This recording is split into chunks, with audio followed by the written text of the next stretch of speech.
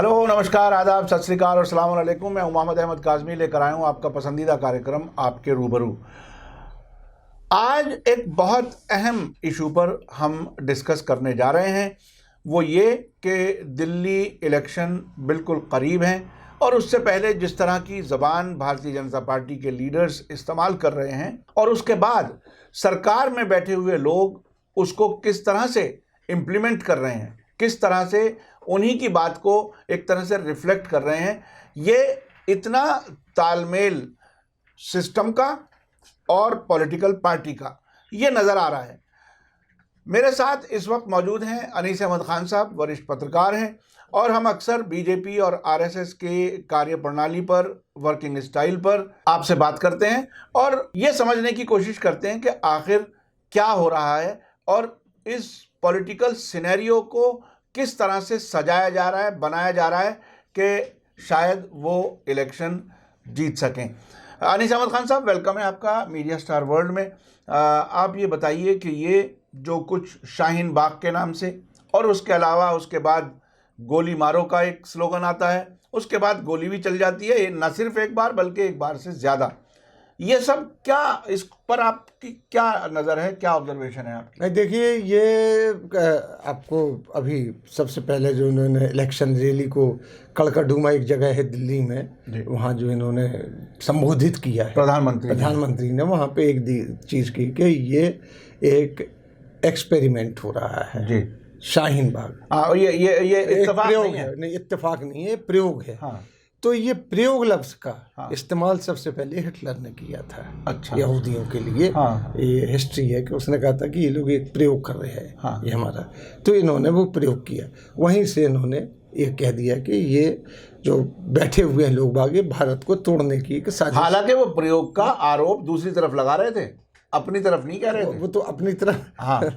तो वो लेकिन आप कहते हैं कि वो उन्होंने अपनी बात हाँ, तोड़ने की बात का वो चल रही है। तो देश को जैसे वो उन्होंने फिर जाके दूसरी जगह जो कल मीटिंग हुई उसमें कहा, हालांकि भीड़ नहीं थी, उसमें भी यही चीज़ कही उन्होंने कि तोड़ने की साजिश है हमारी जो राष्ट्रीयता को। और इस तरीके से चल रहा है। यानी उन्हें अब तक वो तोड़ने वाले नजर नहीं आ रहे। नहीं। जो गाय के नाम पे क्या कुछ कर चुके, मॉब लिंचिंग के नाम पे क्या कर चुके, गोली मारो उन्हीं की पार्टी के लोग कह रहे हैं, वो डिवाइसिव नहीं लगता, वो विभाजन करने वाला नहीं लगता। ये प्रोटेस्ट जो कॉन्स्टिट्यूशन के हिसाब से शांतिपूर्ण चल रहा है उसको कह रहे हैं। अब उसकी बात अब मैं करूं कि दो बार उकसाया गया है इसको। हाँ। कि एक बार देखिए, यहाँ के 2 MP ने। हाँ। एक जो वर्मा है। हाँ। उसने ये कहा कि साहब एक मेंबर पार्लियामेंट, एक कैबिनेट, अपने मिनिस्टर सेंट्रल गवर्नमेंट का फाइनेंस, डिप्टी फाइनेंस मिनिस्टर, उसने कहा गोली मारो यारों, गोली मारो गद्दारों को। उसके बाद गोलियां चलना शुरू हो गई। वो तो साहब सिंह जो वर्मा है, साहब सिंह इसलिए आएगा, साहब सिंह वर्मा का लड़का है वो, चीफ मिनिस्टर परवेश वर्मा चीफ मिनिस्टर है, बड़े शरीफ आदमी थे, अलीगढ़ के पढ़े हुए थे वो। अलीगढ़ से उन्होंने बीलिप किया था, bachelor of library science. Delhi के चीफ मिनिस्टर साहब सिंह वर्मा का बेटा है वो। तो उन्होंने उसने अपना जो करना शुरू किया, तो अब गोली मारो करने के साथ ही गोली चल गई। हाँ। 2 जगह 3 जगह कही जा रही है, लेकिन 2 जगह तो ऑन रिकॉर्ड गोली चली है। एक जगह तो पकड़ा गया 2 कारतूस के साथ, एक जगह उसने गोली मारी। हाँ। पूरी भीड़ के साथ पुलिस खड़ी हुई थी और वापस ऐसे आ रहा था जैसे कबड्डी करके। हाँ। आता है ना एक बिल्कुल। तो बिल्कुल उसी इत्मीनान से वो आया, और वो कई बार घूमा भी था और पुलिस ने देखा था उसके हाथ में, यूं हाथ बांध के खड़ी हुई थी पुलिस वाली। हाँ। इसी तरीके से वहाँ भी। अच्छा, दोनों जगह एक बड़ी एक सिमिलरिटी है कि ये भी पुलिस के बीच में से निकल के आया, और जो गोली चली वो भी पुलिस पोस्ट के, शाहीन बाग में जो गोली चली ना, 2 फायर हुए हैं, वो भी पुलिस पोस्ट के पास ही चली है। मुझे पुलिस पोस्ट पे एक बात याद आ रही है। हमारे एक जानने वाले पत्रकार हैं, एक दिन गए हुए थे जंतर मंतर, जो CAA के खिलाफ वहाँ प्रोटेस्ट हो रहा था। तो जैसे पुलिस इंतज़ाम करती है बैरिकेड का, तो बैरिकेड्स जो रखे हुए थे लोहे के, उसके बीच में कुछ पत्थर पड़े हुए थे पहले ही। अच्छा। तो वो उस पत्रकार ने पुलिस वालों से पूछा, भाई ये काहे के लिए हैं? तो कहने साहब बस मत पूछो ये सब क्या है। तो ये तैयारी इसी तरह की उन्हीं लोगों को दी जाती है। उसके आगे तो अब ये आया कि साहब गोली चल गई। हाँ। बीच में इल्ज़ाम लगाया गया कि ये आतंकवादी है। हाँ। जो आपका चीफ मिनिस्टर दिल्ली का चीफ मिनिस्टर अरविंद केजरीवाल ये आतंकवादी है। हाँ। कहा गया, बिल्कुल बाकायदा कहा कि आतंकवादी है। अब यहाँ पे योगी एक बार नहीं 2 बार कहा गया, अलग योगी जी का प्रवेश हो जाता है हाँ। दिल्ली के अंदर। मतलब योगी जी तशरीफ लाते हैं दिल्ली में दो सभाएं करने के लिए। वैसे योगी जी का रिकॉर्ड देखिए कि उन्होंने जहां भी सभाएं की हैं वहां हारे हैं लोग, जीते नहीं हैं। ये रिकॉर्ड है। लेकिन जाने क्यों योगी जी को लाते हैं। खुद गोरखपुर में मेंबर पार्लियामेंट वाला इलेक्शन था भाई, इनका जो आश्रम है गोरखनाथ का, वहाँ 17 वोट पड़े थे मोदी जी को, योगी जी को। तो ये ऐसे उनका रिकॉर्ड है। लेकिन उनको लाया जाता सिर्फ ये कि भड़काऊ। उन्होंने एक चीज़ कही कि ये जो चल रही है यहाँ पे गोलीबारी, सारी चीज़ें जो इन्होंने यहाँ दिल्ली में भाषण दिया उसमें, तो ये अरविंद केजरीवाल चला रहा है। उसके दूसरे दिन ही तीसरे दिन आप देखिए कि दिल्ली पुलिस ने एक जो गुज्जर है जिसने फायरिंग की थी, कपिल गुज्जर जो जिसने शाहीन बाग पे फायरिंग की थी, उसके उन्होंने पूरे डाटा निकाल के कि ये आप पार्टी का मेंबर है। ये पुलिस ने कह दिया यानी वो बीजेपी ने जो नैरेटिव दिया था उसको पूरा करने का काम पुलिस ने। आप पार्टी का मेंबर है। और कि चूंकि इसके बड़े आप पार्टी के लोगों के साथ, लीडर्स के साथ फोटो है, तो फोटो तो आप जानते हैं, हमारा जर्नलिस्ट हम जानते हैं कि जो लीडर जा रहा है वो खड़े हो जाते हो। आजकल तो मोबाइल भाई खींच ले, वो लीडर अपना सेल्फी खिंचवाता हुआ और ये बिल्कुल जरूरी नहीं होता कि वो अपनी पार्टी के ही लीडर के साथ, वो किसी के साथ भी किसी के साथ खिंचवाना चाहता है। और उनको भी नहीं पता होता कितने लोग मेरे साथ फोटो खिंचवाने के निकल गए। एक किस्सा सुना है आपको आरिफ मोहम्मद खान का। आरिफ मोहम्मद खान जब मिनिस्टर थे दिल्ली में, तो दिल्ली में इनके ऊपर सेंट्रल गवर्नमेंट में तो इनके ऊपर एक स्कैंडल आया कि इन्होंने किसी स्मगलर को के उस पे फॉर्म पे दस्तखत किए थे। इसके पासपोर्ट के लिए, पासपोर्ट के पहले होते थे, अगर MP वगैरह साइन कर देते तो जल्दी मिल जाता था। तो उसमें बड़ा हंगामा हुआ। तो आरिफ मोहम्मद खान ने कहा मैं तो अपनी कॉन्स्टिट्यूंसी के जाने कितने लोगों के उस पर दस्तखत करता हूँ, मैं क्या जानूँ। और ये हकीकत भी है कि एक वो नहीं जानते। तो इसी तरीके से तो बड़ा नई दुनिया ने बड़ी कैंपेन चलाई थी एक जो आपके दोस्त शाहिद सिद्दीकी ने उसके खिलाफ, और मीम अफजल उस जमाने में जो MP हैं वो उनके यहाँ काम करते थे शाहिद सिद्दीकी के यहाँ। तो उनकी ड्यूटी ये की थी कि आरिफ मोहम्मद खान के लिए, फिर आरिफ मोहम्मद खान ने उनको एक अखबार निकलवा दिया था अलग से। वो उसी के बाद निकला था। ये पूरी की पूरी कहानी एक दूसरे से जुड़ी हुई है। तो आप ये देखिए कि जो कहा जाता है इनके बड़े लीडर कहते हैं वो दूसरे दिन हो जाता है। उन्होंने कहा कि ये अरविंद केजरीवाल करा रहा है, एक काम नहीं हो पा रहा। ये प्रोटेस्ट बंद कराना चाह रहे हैं इतने दिन से और वो बंद नहीं हो पा रहा। ये यहाँ पे कहीं ये बड़े अफसोस की बात, कहीं ना कहीं चूके। लेकिन एक चीज़ और बता दें आप सब, अगर आप कहें तो ये जो प्रोपेगेंडा मशीन है ये दिल्ली के लोगों की नहीं है। ये जो प्रोपेगेंडा मशीन, मैं वही पूछना चाहता था कि ये ऐसी हालत में जब 2015 में 70 में से सिर्फ 3 सीटें इनके पास आई थी, वो पार्टी ये कहने की कोशिश कर रही है कि इस बार हमारी सरकार बनेगी।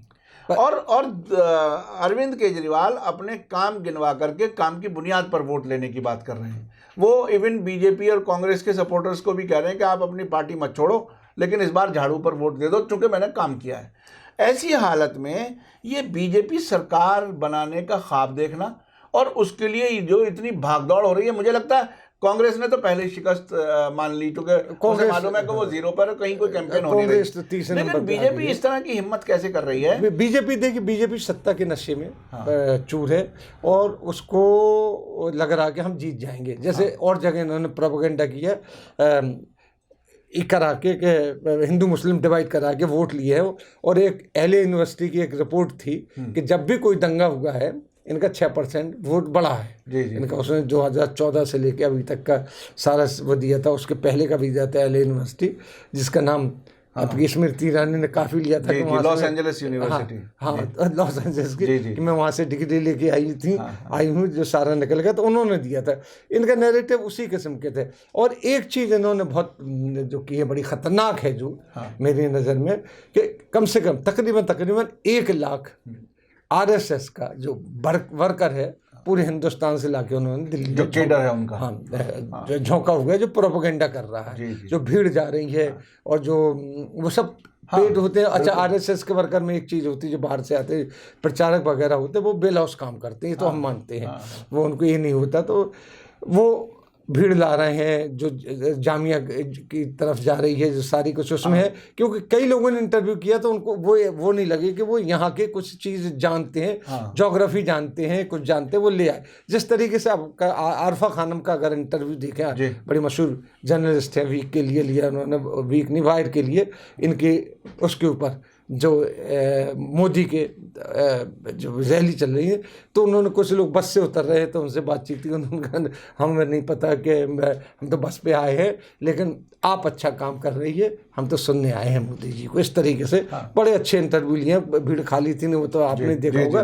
तो 1 लाख वर्कर, और आप देखिए कि 240 MP बीजेपी के, उनको अभी 2 दिन पहले की खबर है इंडियन एक्सप्रेस से सब में, कि उनको ये कहा गया कि अब आपको 3 दिन 24 घंटे दिल्ली की बस्तियों में, जो है झुग्गी बस्तियों में, उनमें रहना है, परमानेंटली रहना है। तो इस तरीके से कर रहे, तो वो ये जो आरएसएस भी इन्वॉल्व कर दी। हालांकि आरएसएस के हमारे मोहन भागवत कहते हैं, हरदम कहते हैं कि हम नॉन पॉलिटिकल पार्टी हैं, हमें पॉलिटिक्स से कोई मतलब नहीं है, बीजेपी जो कर रही है वो पॉलिटिकल पार्टी है।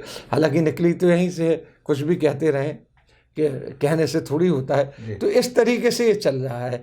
तो ये साम दाम दंड भेद एक कहलाता है हिंदी में, कि किसी भी तरह से हुक एंड क्रुक, किसी भी तरीके से चुनाव जीतना। अब देखिए साहब कि होम मिनिस्टर, आपका स्टेट मिनिस्टर सेंटर के, और फिर प्रधानमंत्री, सारे कूदे हुए एक जो है न केंद्र शासित प्रदेश है जो, उसके इलेक्शन में, जो स्टेट भी नहीं है, स्टेट भी नहीं है। अच्छा, ये बताइए कि ये एक बड़ी बार बार ये बात आ रही है कि केजरीवाल तो अपने काम गिनवा के वोट ले रहे हैं जी, और ये कभी शाहीन बाग, कभी पाकिस्तान, कभी हिंदू, कभी मुसलमान, ये सब करके एक तरह से एक वोटर को एक तरह से फिर नशे की गोली पिलाई जा रही है। देखिए इन्होंने तो जो ये क्या है, ये जिनकी इनकी सरकार है, पूरे हिंदुस्तान में सरकार है, तो उन्होंने वो काम तो किए नहीं है, कोई काम नहीं किया। अब एक नई चीज लाए हैं, दिल्ली में भी सब म्युनिसिपैलिटीज काफी हद तक बीजेपी के हाथ में है, उसमें काम नहीं हुआ, तो कौन सा वो काम गिनवा रहे हैं? काम तो कोई गिनवा नहीं, काम कोई नहीं हुआ ना, स्कूल्स में काम हुआ। और दूसरी बात, उन्होंने एक दांव और चले थे, ये तो धार्मिक कार्ड खेल रहे हैं। अब उन्होंने ट्रस्ट बना दिया, 72 एकड़ के, यानी 62 या 72 एकड़ जमीन ट्रस्ट के नाम कर दी, अयोध्या वाली, अभी ट्रस्ट बना दिया उन्होंने, और अभी तक नहीं बना था, एकदम से ट्रस्ट बन गया। तो अब लोग ये समझे कि ट्रस्ट बन गया तो अभी बनना शुरू हो जाएगी। ट्रस्ट, देखिए, ट्रस्ट बनाना तो एक मंदिर बनाने के प्रोसीजर का हिस्सा है, और वो कोर्ट ने ऑर्डर किया, अच्छा किया, बुरा किया, वो 15 दिन और रह गए थे, अगर नहीं होते उस पर कोई बहस नहीं है। लेकिन ट्रस्ट बनाने पे भी वोट ली जाएगी, ये क्या हुआ? वो तो भाई, अब यहाँ देखिए कि एक चीज देखिए, यहाँ कहेंगे पत्थर हमने इधर से इधर रख दिए, इधर से उधर रख दिए, इस पे वोट दीजिए, क्या है? इन्होंने कोई काम नहीं किया तो यही कर रहे हैं। यही कर रहे हैं। न मोदी के नाम पे वोट मांगा जा रहा है, न किसी चीज के नाम पे वोट मांगा जा रहा है। मोदी खुद अपने कामों पे वोट नहीं मांग रहा। मोदी खुद शाहीन बाग को कह रहा है कि ये एक प्रयोगशाला है। एक प्रयोगशाला का मतलब ये है कि देश को तोड़ने वाली है। अभी पाकिस्तान नहीं आया इसमें पूरी तरीके से कि बिरयानी पाकिस्तान से पक के आ रही है और यहाँ खिलाई जा रही है। लेकिन हाँ, ये जरूर कह दिया है, योगी ने कहा है, किसने कहा है कि अरविंद केजरीवाल के पाकिस्तान के एक मंत्री से ताल्लुकात हैं। हाँ, वो इनकी तारीफ कर रहा है, तो इसलिए ताल्लुकात, वो तारीफ कर रहा है, ताल्लुकात है। अभी नहीं आए, वरना ये भी कहते हैं कि फलानी जगह देखें जो आ रही हैं, वो बिरयानी की वहां से बन के आ रही है। अच्छा, और आप ये सोचिए कि बिरयानी एक देशद्रोही डिश हो गई है कसम से, और सबसे ज्यादा खाई जाती है, और सब मजे लेके खाते हैं, सब मजे लेके खाते हैं। हो सकता है ये नेता भी बहुत मजे लेके चुपचाप अंदर खाते हो, जो बिरयानी को सिंबॉलिक कर रहे हैं। बिल्कुल एग्जैक्टली। हाँ, अब उसके कितने वेजिटेबल बिरयानी, फलानी बिरयानी, ढिकानी बिरयानी, सब बन गए।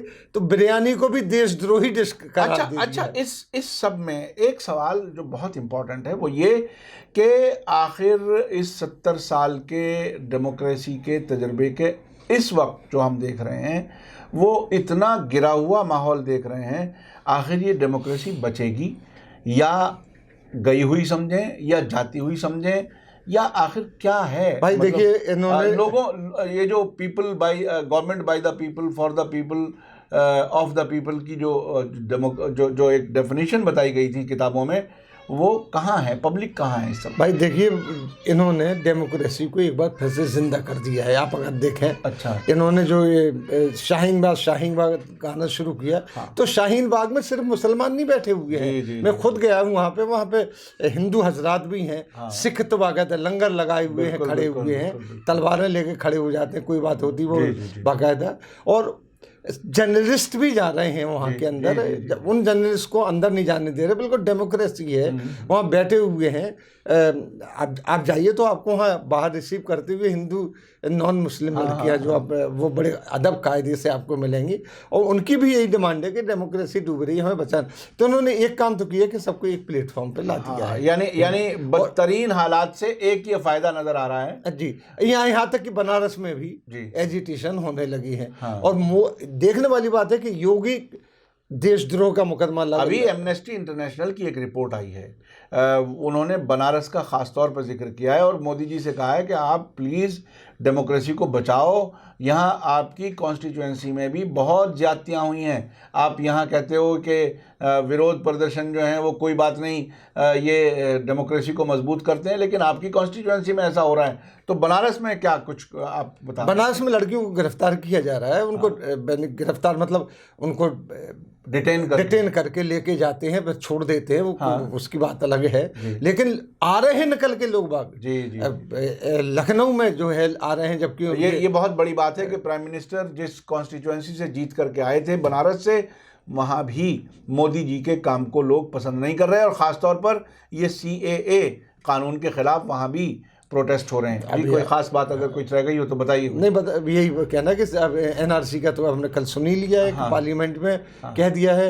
जो डिप्टी होम मिनिस्टर हैं उन्होंने एक जवाब दिया है कि साहब हमारा ऐसा कोई इरादा नहीं है, और हमारे होम मिनिस्टर कह रहे नहीं हम लागू करेंगे। हाँ, तो ये कंट्राडिक्शन बहरहाल इनकी सरकार में पहले 2014 से लेके 2018 तक कंट्राडिक्शन नजर नहीं आए।